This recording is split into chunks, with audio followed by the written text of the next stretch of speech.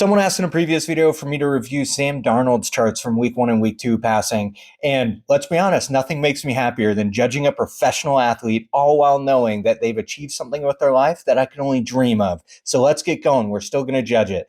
He goes 16 of 23, 150 yards, no touchdowns, no picks. It was his first week in a new offense with a new team in the Seahawks, coming over from Minnesota. So you expect him to be figuring out the offense a little bit, figuring out his players a little bit, what their tendencies are in game, and you see that they didn't have too many screen passes behind the line of scrimmage or even at the line of scrimmage, which tells you that they have trust in the running game, even if it wasn't doing great. But Sam Darnold really didn't take any chances. There weren't too many misses, and he also didn't throw any interceptions or touchdowns, which means he was taking it a little bit safe. Given he did have a 30-yard, just about 30-yard pass, kept everything else within 20 yards for the most part, kind of spread around a little bit, but he just clearly wasn't taking that many chances because he didn't want to be the reason his team lost the game in week 1 against the Niners. But because of that, you're also the reason that your team doesn't win the game. That's how it goes. If you're playing it safe or you're playing not to lose, then you're also playing not to win. And so they obviously lose that game to the Niners. And now we can go ahead and look over at week 2. In week 2, he definitely took more chances. 22 of 33,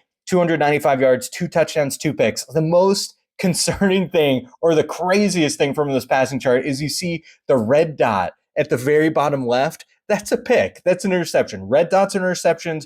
Green dots are completions. White dots are incompletions. Blue dots are touchdown passes.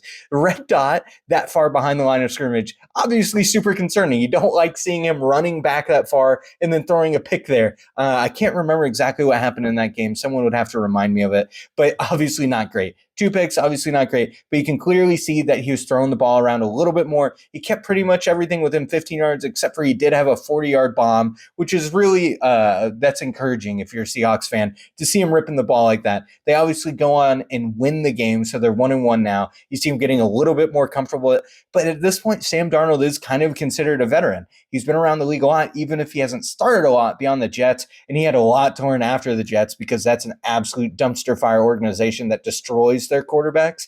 But to see him playing a lot better, obviously he played really well last year with Minnesota, but for him to come over to a new team and to be letting the ball rip, you can see he's a little bit more confident in the system this week. We'll see how week 3 goes.